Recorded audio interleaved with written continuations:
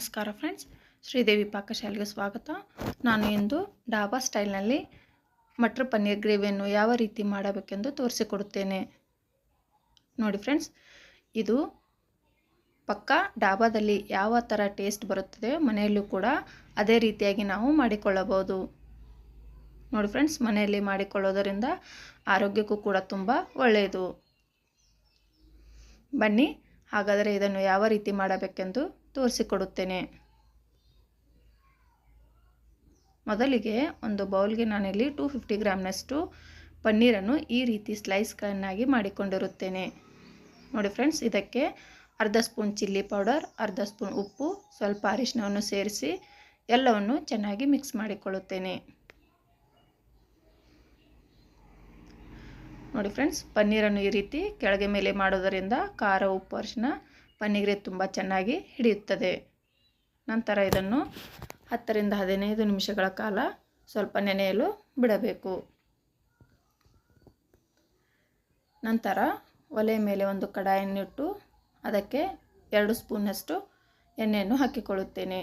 ಎಣ್ಣೆ ಬಿಸಿಯಾದ ಮೇಲೆ ಅರ್ಧ ಸ್ಪೂನಷ್ಟು ಜೀರಿಗೆಯನ್ನು ಹಾಕಿ, ಜೀರಿಗೆ ಚಟಪಟ ಅಂದ ಮೇಲೆ ಅದಕ್ಕೆ ಒಂದು ಪಲಾವ್ ಎಲೆ, 2 ಏಲಕ್ಕಿ, 4 ಕರಿಮೆಣಸು, 4 ಏಲಕ್ಕಿ ಮತ್ತು ಸ್ವಲ್ಪ ಚಕ್ಕೆಯನ್ನು ಸೇರಿಸಿ ಅದನ್ನು ಕೂಡ ಚೆನ್ನಾಗಿ ಫ್ರೈ ಮಾಡಿಕೊಳ್ಳುತ್ತೇನೆ.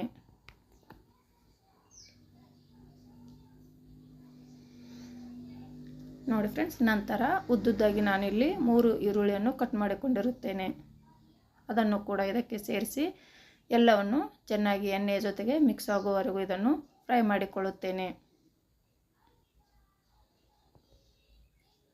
ನೋಡಿ ಫ್ರೆಂಡ್ಸ್, ಈರುಳ್ಳಿ ಬಣ್ಣ ಚೇಂಜ್ ಆಗುವವರೆಗೂ ಇದನ್ನು ಚೆನ್ನಾಗಿ ಎಣ್ಣೆಯಲ್ಲಿ ಫ್ರೈ ಮಾಡಿದರೆ ಗ್ರೇವಿ ಟೇಸ್ಟ್ ತುಂಬ ಚೆನ್ನಾಗಿ ಬರುತ್ತದೆ. ನಂತರ ಇದಕ್ಕೆ 1 ಬೆಳ್ಳುಳ್ಳಿ, ಅರ್ಧ ಇಂಚಿನಷ್ಟು ಶುಂಠಿ ಮತ್ತು 2 ಹಸಿಮೆಣಸಿನಕಾಯಿಯನ್ನು ಹಾಕಿಕೊಳ್ಳುತ್ತೇನೆ.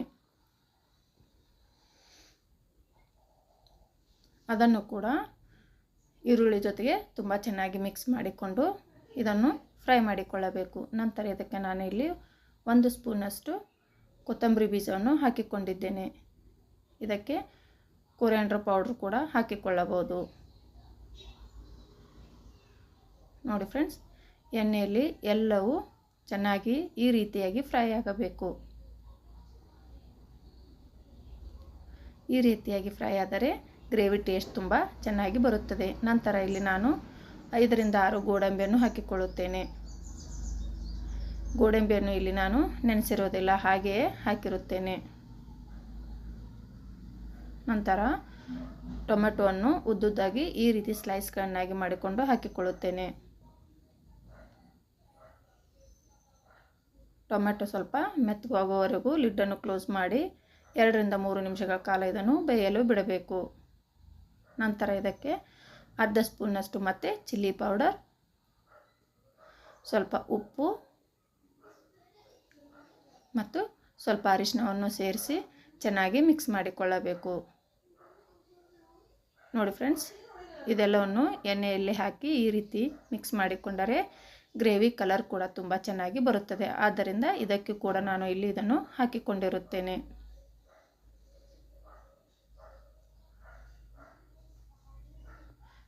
ನೋಡಿ ಫ್ರೆಂಡ್ಸ್, ಇದನ್ನು ಇನ್ನು ಚೆನ್ನಾಗಿ ಮೆತ್ತಗಾಗಲು ಸ್ವಲ್ಪ ನೀರನ್ನು ಸೇರಿಸಿ ಲಿಡ್ಡನ್ನು ಕ್ಲೋಸ್ ಮಾಡಿ ಮತ್ತೆ 2 ರಿಂದ 3 ನಿಮಿಷಗಳ ಕಾಲ ಇದನ್ನು ಬೇಯಲು ಬಿಡುತ್ತೇನೆ.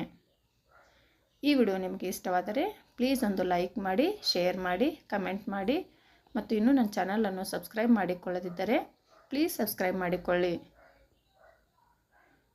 ನೋಡಿ ಫ್ರೆಂಡ್ಸ್, ಬಾಜು ಇರುವ ಬೆಲ್ ಐಕಾನನ್ನು ಒತ್ತಿದರೆ ನಾನು ಹಾಕುವ ಅಡುಗೆ ರೆಸಿಪಿಯ ನೋಟಿಫಿಕೇಷನ್ ಫಸ್ಟ್ ನಿಮಗೆ ಬರುತ್ತದೆ. ನೋಡಿ, ಇಲ್ಲಿ ಟೊಮೆಟೊ ಪೂರ್ತಿಯಾಗಿ ಮೆತ್ತಗಾಗಿದೆ. ಈ ರೀತಿ ಎಲ್ಲವನ್ನು ಚೆನ್ನಾಗಿ ಎಣ್ಣೆಯಲ್ಲಿ ಫ್ರೈ ಮಾಡಿಕೊಂಡು ಇದನ್ನು ತಣ್ಣಗಾಗಲು ಬಿಡಬೇಕು. ನಂತರ ಇದು ಪೂರ್ತಿಯಾಗಿ ತಣ್ಣಗಾದ ಮೇಲೆ ಒಂದು ಮಿಕ್ಸರ್ ಜಾರ್ಗೆ ಹಾಕಿಕೊಂಡು ಇದನ್ನು ಪೂರ್ತಿ ಪೇಸ್ಟನ್ನಾಗಿ ಮಾಡಿಕೊಳ್ಳಬೇಕು. ಎಷ್ಟು ನುಣ್ಣಗೆ ರುಬ್ಬುತ್ತೇವೋ ಅಷ್ಟು ಗ್ರೇವಿ ತುಂಬ ಚೆನ್ನಾಗಿ ಬರುತ್ತದೆ. ನೋಡಿ ಫ್ರೆಂಡ್ಸ್, ಈ ರೀತಿ ನಾನು ಇಲ್ಲಿ ರುಬ್ಬಿಕೊಂಡಿರುತ್ತೇನೆ. ನಂತರ ಮತ್ತು ಒಲೆಯ ಮೇಲೆ ಒಂದು ಕಡಾಯಿಯನ್ನು ಇಟ್ಟು ಅದಕ್ಕೆ 2 ಸ್ಪೂನಷ್ಟು ಮತ್ತೆ ಆಯಿಲನ್ನು ಸೇರಿಸಿಕೊಂಡಿರುತ್ತೇನೆ. ಎಣ್ಣೆ ಬಿಸಿಯಾದ ಮೇಲೆ ಜೀರಿಗೆಯನ್ನು ಹಾಕಿಕೊಂಡು ಮೊದಲೇ ಮಾಡಿಟ್ಟುಕೊಂಡಿರುವ ಗ್ರೇವಿಯನ್ನು ಸೇರಿಸಿಕೊಂಡು ಎಣ್ಣೆಯಲ್ಲಿ ಚೆನ್ನಾಗಿ ಮಿಕ್ಸ್ ಮಾಡಿಕೊಳ್ಳುತ್ತೇನೆ. ನೋಡಿ ಫ್ರೆಂಡ್ಸ್, ಎಣ್ಣೆ ತುಂಬ ಬಿಸಿಯಾಗುವವರೆಗೂ ಬಿಡಬಾರದು. ಸ್ವಲ್ಪ ಬಿಸಿಯಾದರೆ ಸಾಕು. ಈ ಗ್ರೇವಿಯನ್ನು ಸೇರಿಸಿ ಚೆನ್ನಾಗಿ ಮಿಕ್ಸ್ ಮಾಡಿಕೊಳ್ಳಬೇಕು. ನಂತರ ಮಿಕ್ಸರ್ ಜಾರ್ಗೆ ಇನ್ನೊಂದು ಸ್ವಲ್ಪ ನೀರನ್ನು ಸೇರಿಸಿ ಇದಕ್ಕೆ ಹಾಕಿ ಚೆನ್ನಾಗಿ ಕುದಿಸಿಕೊಳ್ಳುತ್ತೇನೆ.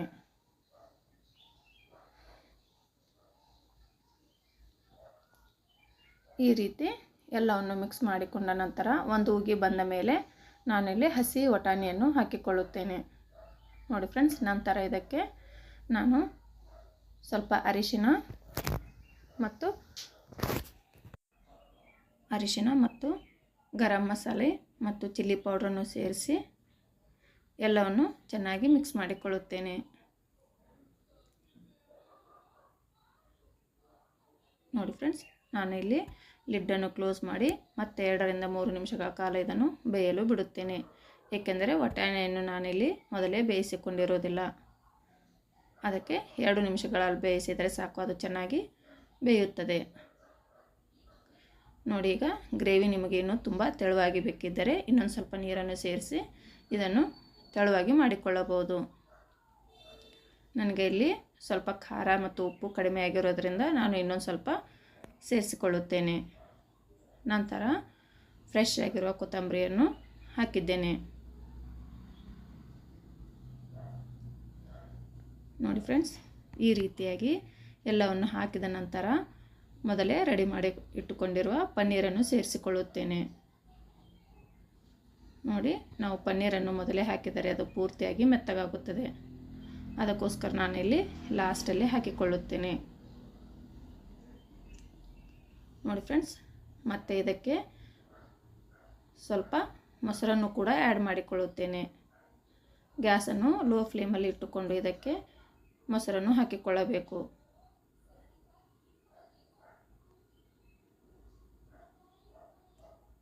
ನೋಡಿ, ಈಗ ಮೊಸರನ್ನು ಹಾಕಿಕೊಳ್ಳೋದ್ರಿಂದ ಗ್ರೇವಿ ಟೇಸ್ಟ್ ತುಂಬ ಚೆನ್ನಾಗಿ ಬರುತ್ತದೆ. ನಂತರ ಕಸೂರಿ ಮೇಥಿಯನ್ನು ಸ್ವಲ್ಪ ಬಿಸಿ ಮಾಡಿಕೊಂಡು ಕೈಯಲ್ಲಿ ಇದನ್ನು ಕ್ರಷ್ ಮಾಡಿ ಹಾಕಿಕೊಂಡಿರುತ್ತೇನೆ. ಎಲ್ಲವನ್ನು ಚೆನ್ನಾಗಿ ಮಿಕ್ಸ್ ಮಾಡಿದ ಮೇಲೆ ಮತ್ತೆ ಲಿಡ್ಡನ್ನು ಕ್ಲೋಸ್ ಮಾಡಿ ಇದನ್ನು ಬೇಯಲು ಬಿಡುತ್ತೇನೆ. ನೋಡಿ ಫ್ರೆಂಡ್ಸ್, ಈ ರೀತಿ ಒಂದು ಉಗಿ ಬಂದರೆ ಸಾಕು. ಈಗ ಮಟರ್ ಪನ್ನೀರ್ ಗ್ರೇವಿ ತುಂಬ ಟೇಸ್ಟಿಯಾಗಿ ಬರುತ್ತದೆ. ನೋಡಿ, ಈ ರೀತಿಯಾಗಿ ಮನೆಯಲ್ಲಿ ಮಕ್ಕಳಿಗೆ ಮಾಡಿಕೊಟ್ಟರೆ ಮನೆಯಲ್ಲಿರೋರು ಎಲ್ಲರೂ ಇಷ್ಟಪಟ್ಟು ತಿನ್ನುತ್ತಾರೆ. ನೋಡಿ, ಈ ವಿಡಿಯೋ ನಿಮಗೆ ಇಷ್ಟವಾದರೆ ಪ್ಲೀಸ್ ನೀವು ಕೂಡ ಮನೆಯಲ್ಲಿ ಒಮ್ಮೆ ಟ್ರೈ ಮಾಡಿ ನೋಡಿ. ಇಷ್ಟವಾದರೆ ಲೈಕ್ ಮಾಡಿ, ಶೇರ್ ಮಾಡಿ, ಕಮೆಂಟ್ ಮಾಡಿ. ಮತ್ತು ಇನ್ನೂ ನನ್ನ ಚಾನಲನ್ನು ಸಬ್ಸ್ಕ್ರೈಬ್ ಮಾಡದೆ ನೋಡುತ್ತಿರುವವರು ಪ್ಲೀಸ್ ಸಬ್ಸ್ಕ್ರೈಬ್ ಮಾಡಿಕೊಂಡು ನೋಡಿಕೊಳ್ಳಿ. ನೋಡಿ ಫ್ರೆಂಡ್ಸ್, ಈಗ ತುಂಬ ಟೇಸ್ಟಿಯಾದ dhaba style matar paneer gravy ready ಆಯಿತು. ಇದು ಚಪಾತಿ, ಕುಲ್ಚಾ, ನಾನ್, ರೋಟಿ ಮತ್ತು ಬಿಸಿ ಅನ್ನದ ಜೊತೆಗೂ ಕೂಡ ತುಂಬ ಟೇಸ್ಟಿಯಾಗಿ ಬರುತ್ತದೆ. ಮನೆಗೆ ಯಾರಾದರೂ ಗೆಸ್ಟ್ ಸಡನ್ನಾಗಿ ಬಂದರೆ ಇದನ್ನು ಮನೆಯಲ್ಲೇ ಕೂಡ ತುಂಬ ಟೇಸ್ಟಿಯಾಗಿ ಮತ್ತು ಪಟ್ಟನೆ ಕೂಡ ಮಾಡಿಕೊಳ್ಳಬಹುದು. ನೋಡಿ, ಲಾಸ್ಟಲ್ಲಿ ಫ್ರೆಶ್ ಆಗಿರೋ ಕೊತ್ತಂಬರಿ ಸೊಪ್ಪನ್ನು ಸೇರಿಸಿದರೆ ಇದು ಸವಿಯಲು ಸಿದ್ಧ.